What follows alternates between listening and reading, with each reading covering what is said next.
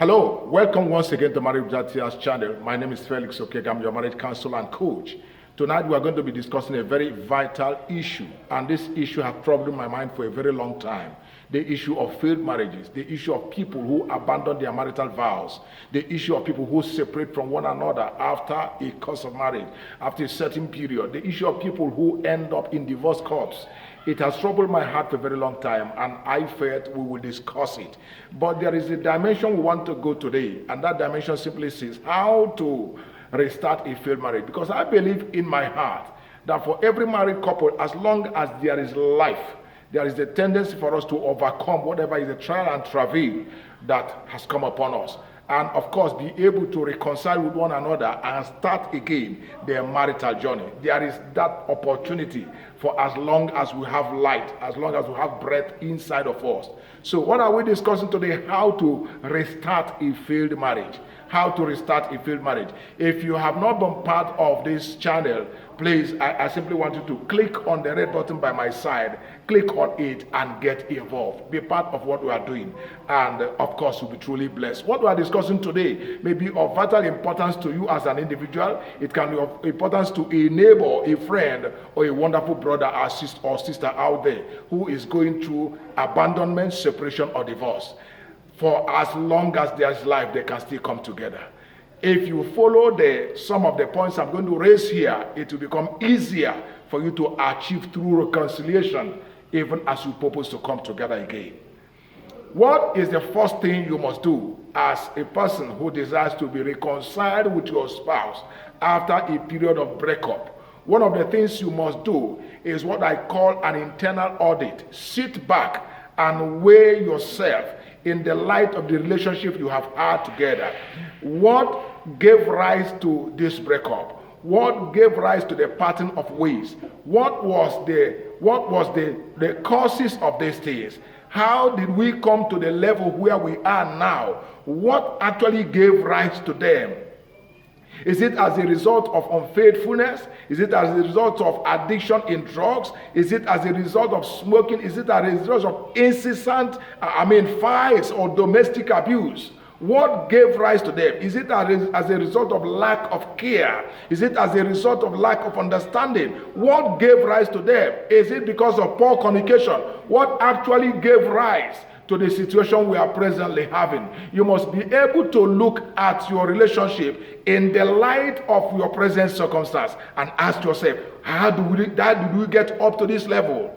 And then you must also ask yourself, have I the frame of mind now to either weather through the storms of marriage with all these dynamics still at play? Or should I wait until all these things are sorted out before we truly come together as well? You must be able to ask yourself such questions.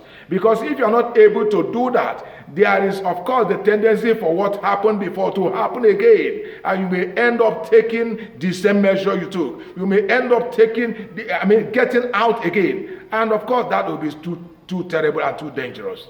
So, ask yourself, what actually transpired? How did we get here? Weigh the options and look at it critically and be able to provide a solution even as you seek for a reconciliation. The second thing you must ask yourself, have I developed from point A to point B? What have I developed into? Who am I? What do I used to be? Who do I used to be? Have I actually grown from what I used to be to the present day? In what ways have I grown? Have I grown? How? Have I grown spiritually? Have I grown emotionally? Have I grown mentally? In what ways have I grown? If you are not able to, ascertain the process of growth, if you are not able to look at this critically, I'm not talking about the growth of your partner. Because many times in a relationship, when we have failed a relationship, we do what we call buck passing. It's always like, the other one is the one that is the culprit, is the one that caused the problems in the marriage. We never actually took a look at ourselves. But this time around, I want you to take a look at yourself and ask yourself, how have I grown from what I used to be to my present day? Am I a better person now in terms of patience, in terms of love? Have I come to the level where I can give more to the relationship? Am I now prepared to show a high level of commitment? Have I developed spiritually to weather the storm? How have I grown? In what ways have I grown? Is it by the kind of friends I chose, or is it by the kind of books I read, or is it by the seminars I now attend? In what ways have I grown? I must be able to ascertain that. You must be able to look at that critically. Because if you are a new wine now, that is the only way you can only live in a new wineskin. You need a new wineskin for a new wine. It is only new wine that can rest well in new wineskin. If you are still the same old self, with the same old opinions, views, habits, the same old agenda, there is no way your reconciliation process will work well. You will still end up encountering the same challenges and ending in the same boat. That is why it is necessary for you to check yourself properly before embarking on the reconciliation process. You must ask yourself, are we both willing to break from the cultures, the habits and traditions that endangered our union in the first place? There are, of course, those habits and cultures that endanger your union. I have seen couples that take one another for granted. It didn't start that way, but over a period of time, they began to take one another for granted. Are you willing to come back on track and put enough fire? I'm talking of spiritual and emotional fire into your marriage. Are you willing to invest in it now? Are you willing to care for your partner? Are you willing to honor one another beyond everything else? Are you willing to hold one another in great reverence, to pay attention to the needs and desires of one another? Are you willing to do that?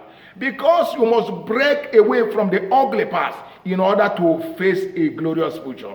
That is the next thing you must also do. In what way are we willing to break from the cultures of the past?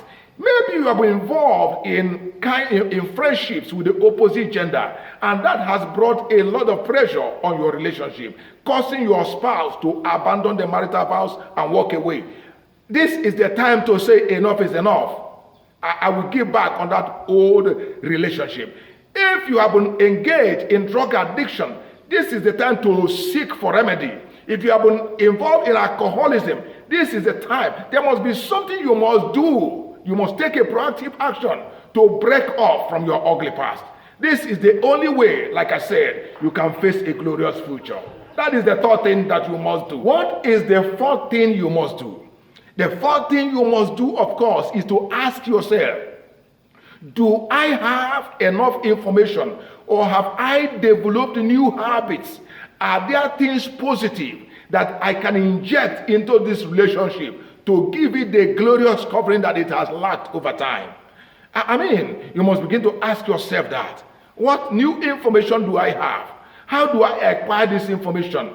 For instance, you may decide from now henceforth that at least every year you must attend a quality, 3 quality marriage counseling sessions or seminars in some strategic, attend this for the sake of getting information.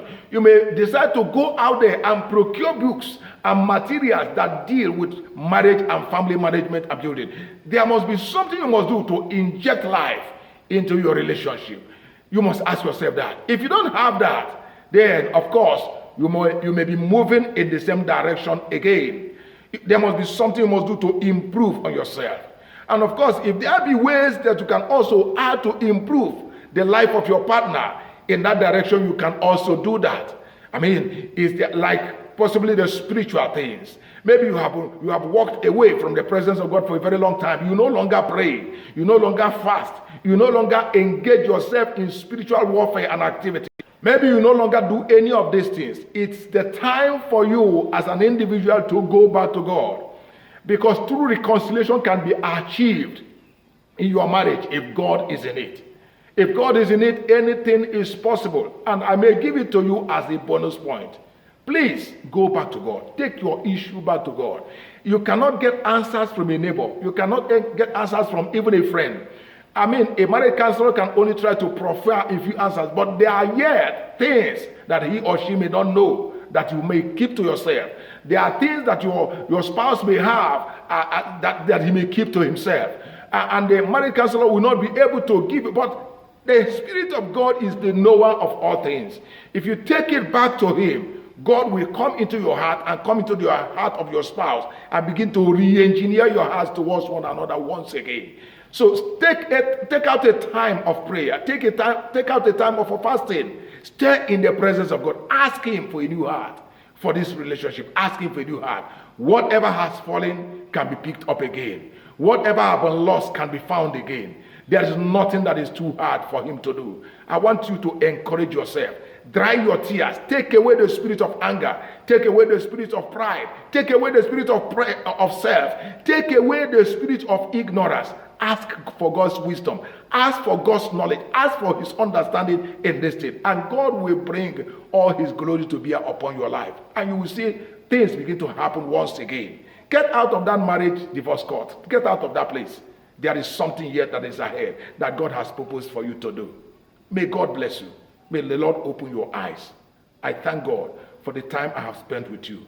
I know that maybe one way or the other, this message has blessed you. And if it has, please click on this red button, get subscribed, and look forward to a new edition. God bless you. Have a wonderful time.